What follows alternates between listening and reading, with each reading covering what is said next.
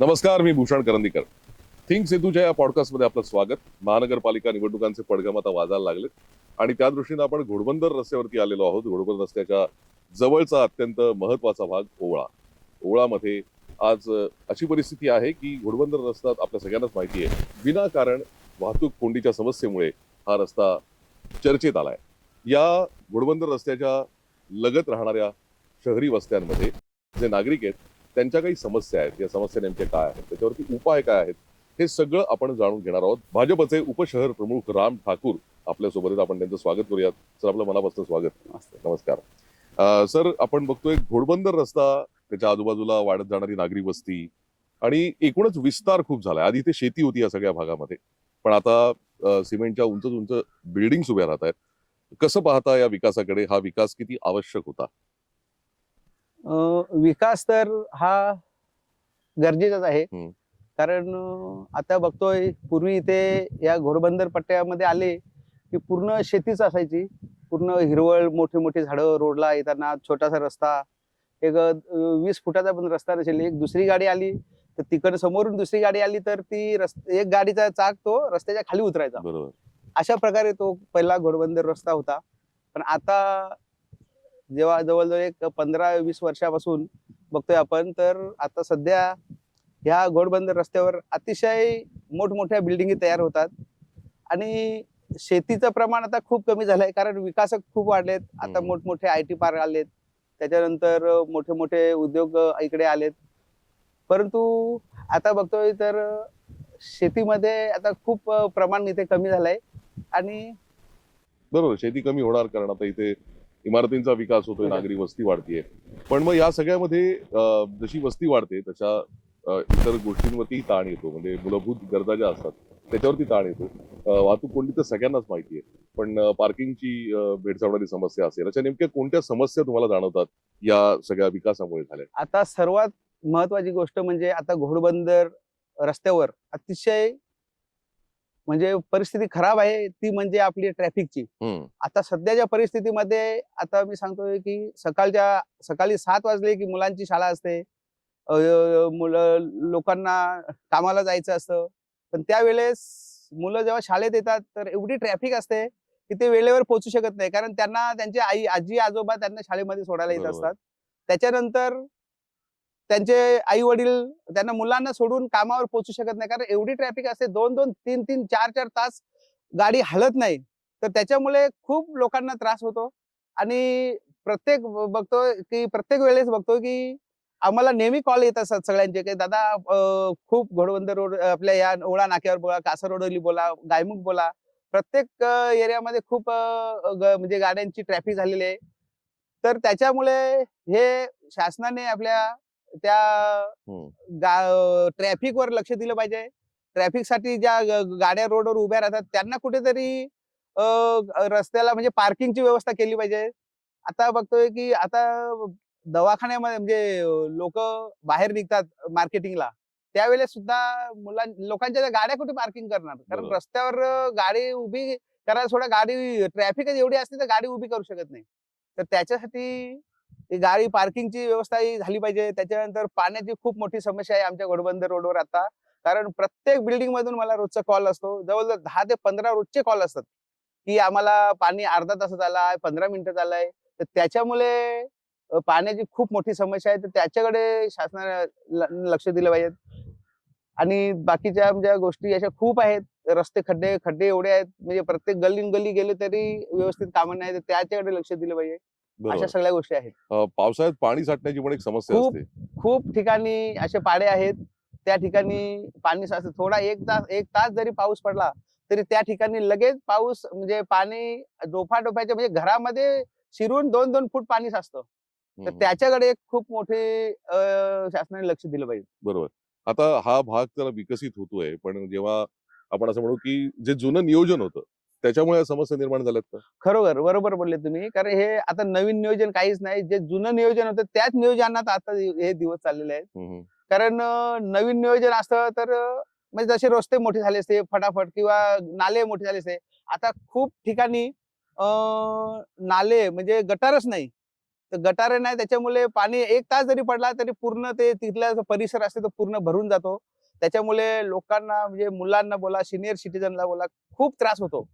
तर ते आम्हाला नेहमी सांगत असतात, की "बाबा आम्हाला पाणी इथे दादा भरले, आम्ही आता झोपू कुठे? रेशन पूर्ण भिजलेलं आहे." हम्म, हम्म. आणि परत त्याच्यानंतर बऱ्याचशा गोष्टी अशा त्यांना अडचणी येतात त्यांना, तर त्या सोडवणं एवढं कठीण जातं ना, की आपण एकटा म्हणजे धावणार कुठे? बरोबर. अशी परिस्थिती. कारण पाऊस जर सुरू झाला, की लगेच का 10 मिनिटात की 1 तासात थांबत नाही.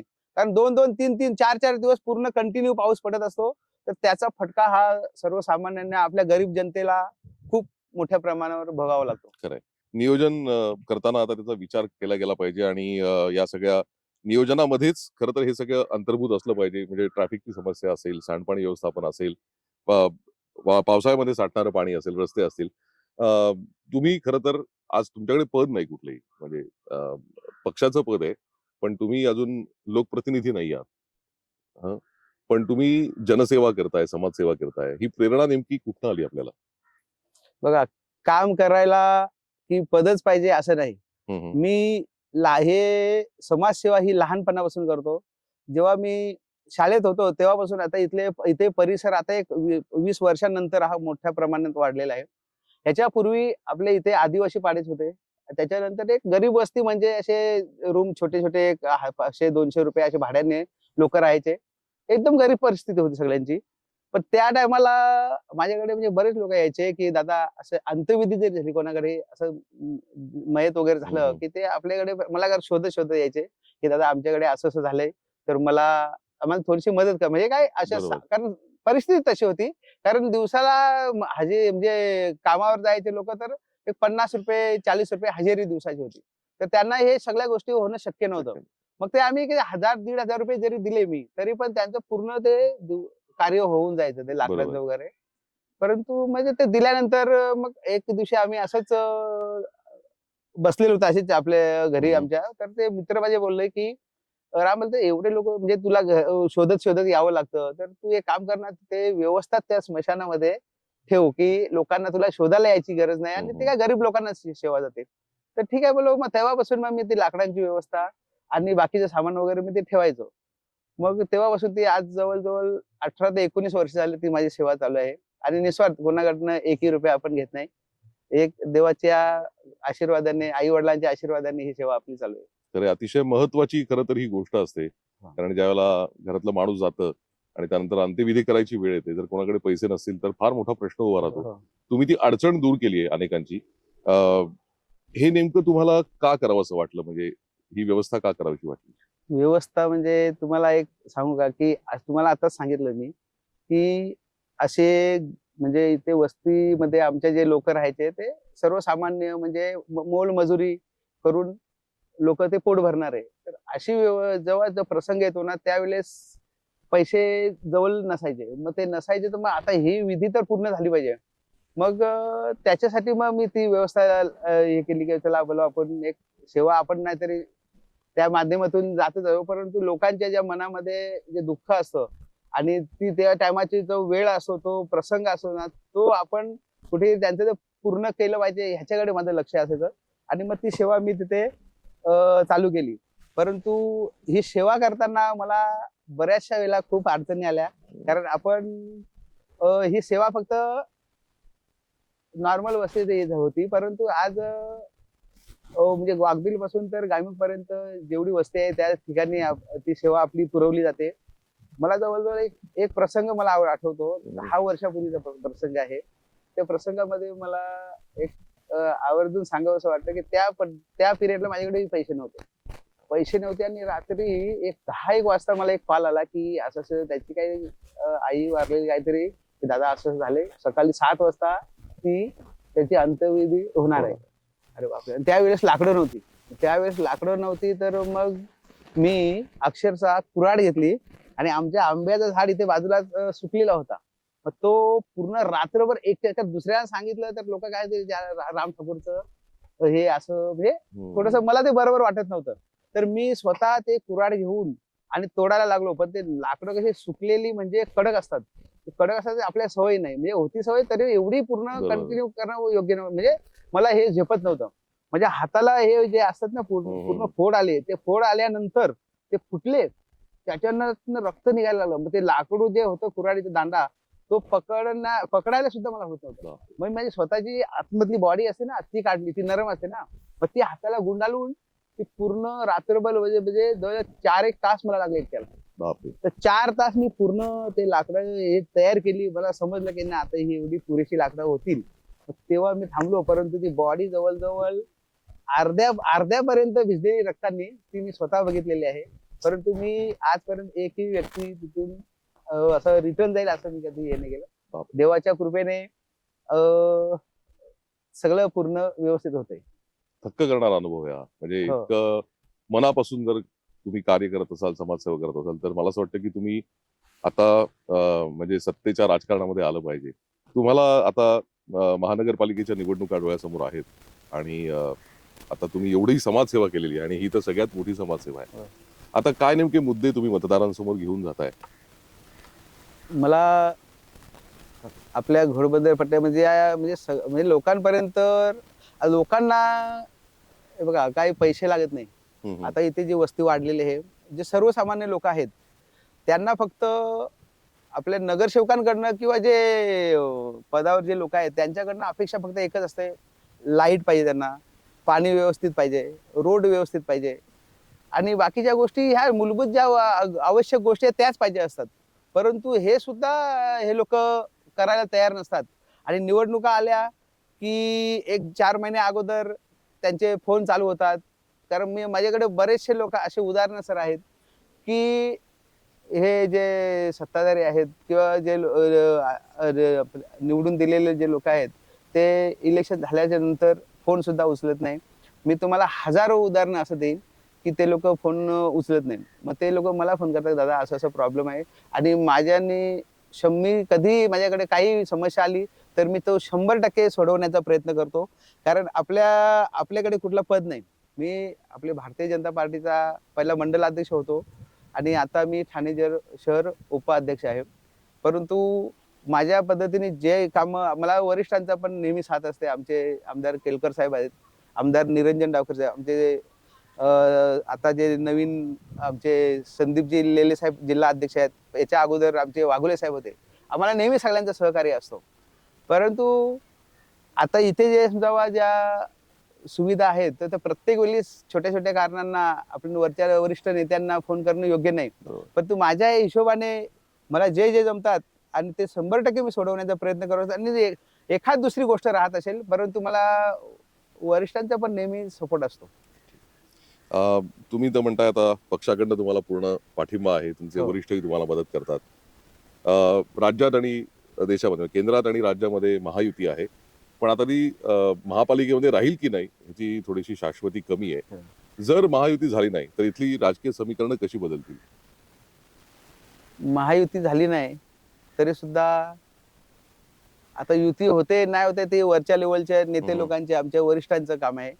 परंतु झाली नाही तर आपल्या इथे या प्रभाग आता 100% बदलण्याच्या बेतावर आहे. कारण आताचे लोक बरेचसे जे याच्या अगोदरचे जे लोक म्हणजे पदावर होऊन गेलेत त्यांना अक्षरशः वैतागलेले आहेत. कारण कामं करत नाही, फोन उचलत नाही, उत्तर त्यांचे उद्धट असतात. त्याच्यामुळे लोक सगळे नाराज झालेले आहेत. आता लोकांनी आशा ठेवली माझ्याकडे. मला सांगणं योग्य वाटत नाही, परंतु काय होतं माहिती का, थोडंसं बोलावं पण लागतं. मी समाजसेवेमध्ये लहानपणापासून आहे, परंतु आपण करायचं आणि लोकांना दाखवायचं हे मला अजिबात आवडत नाही. परंतु इथल्याच आता ज्या सोसायट्यांमध्ये जे आपले वरिष्ठ म्हणजे आपले मित्रपरिवार राहतो, तेच लोक सांगतात की दादा तुम्ही खूप वर्षापासून कामं करता, परंतु तुम्ही कधीच कोणाला सांगत नाही का मी काय करतो. तर त्याच्यासाठी हे आता मला सांगावं वाटतंय की लोकांपर्यंत हा निरोप पोहोचला पाहिजे. कारण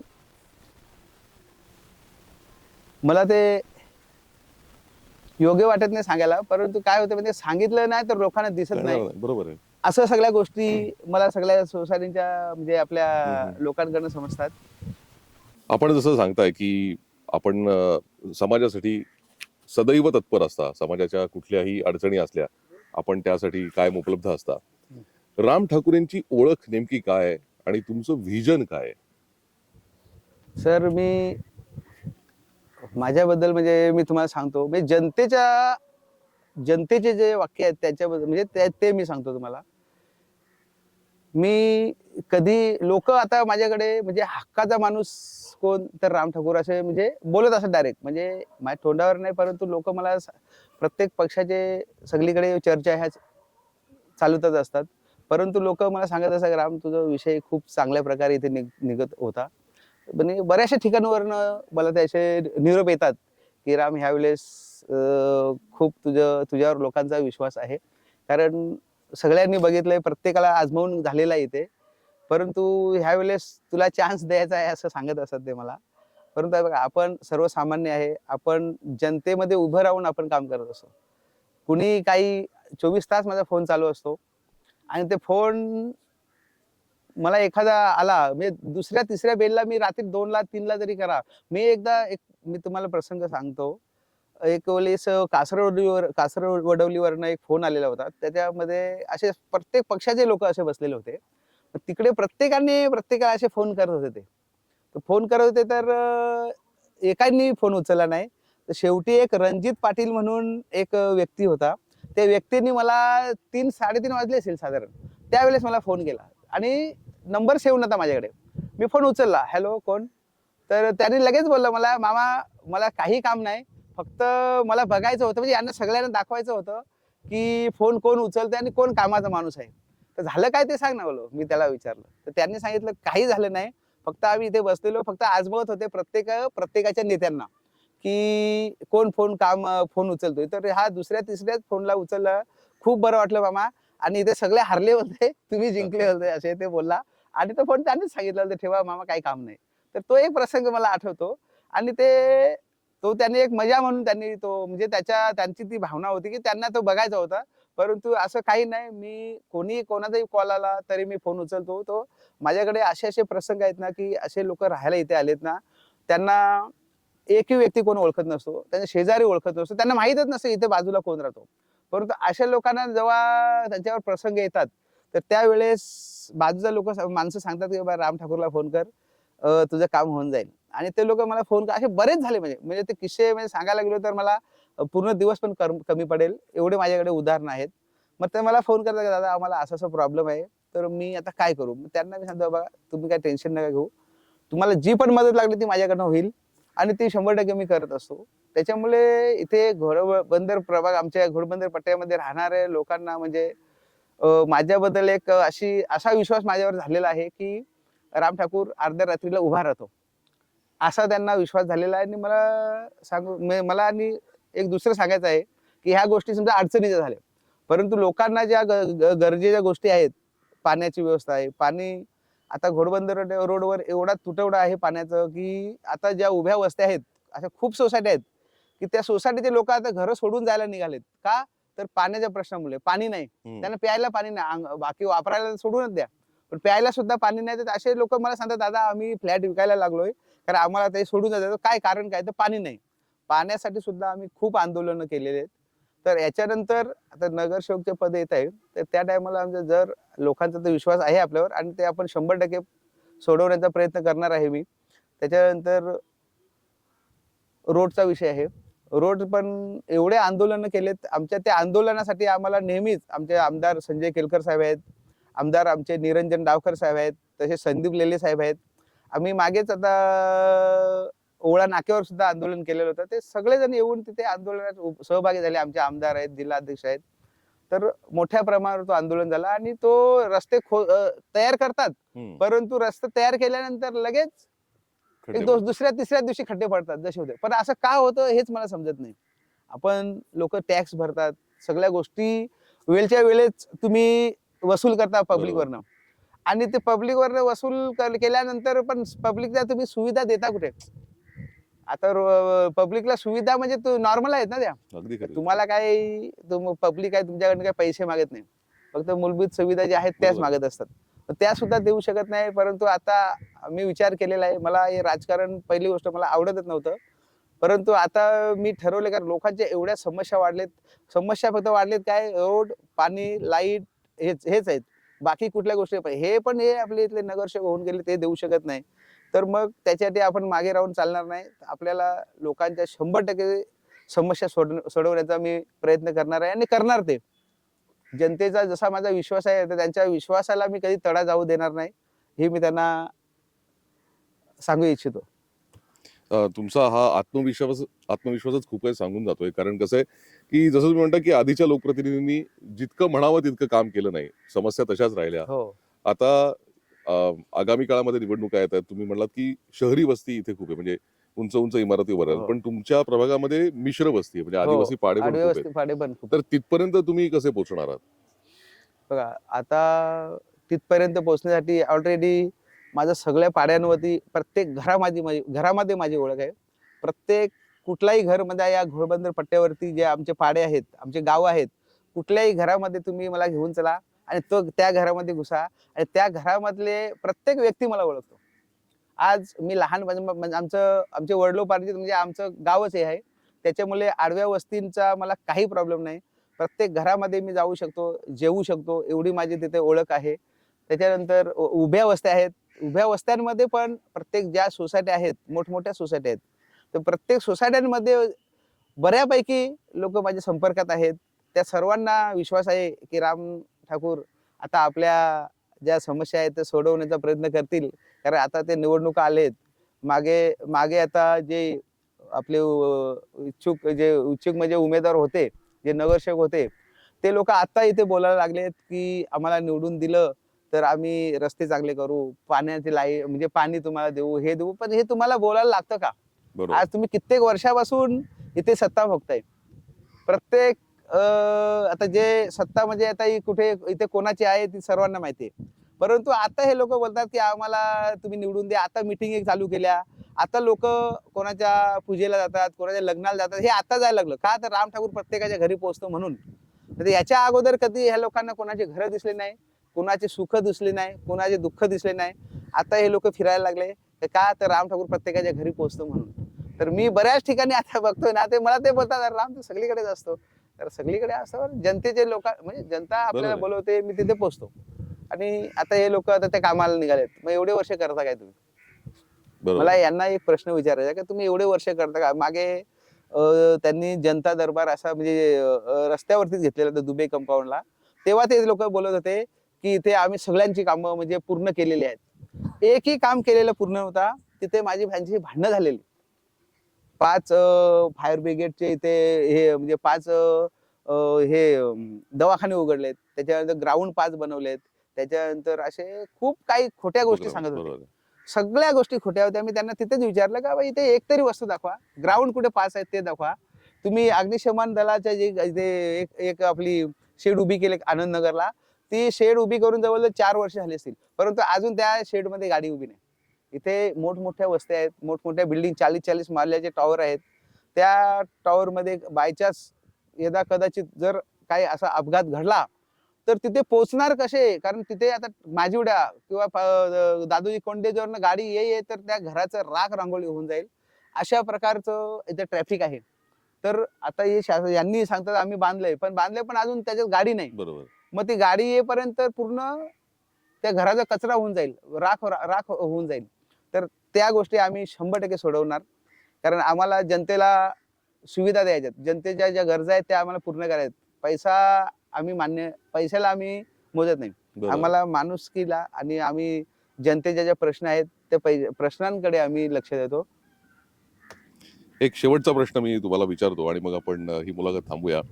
तुमचं राजकीय जीवन, सामाजिक जीवन आम्ही बघितलं. 24/7 उपलब्ध असणारा हा समाजसेवक आहे. घरच्यांचं काय म्हणणं आहे? घरच्यांचा पाठिंबा कसा आहे? घरच्यांचं ना माझं नेहमी माझ्या बहिणी 7 आहेत. आई आहे, मिसेस आहे, 2 मुलं आहेत. मी खरोखर सांगतो माझ्या परिवारावर ह्या सेवेमुळे खूप दुर्लक्ष होतंय.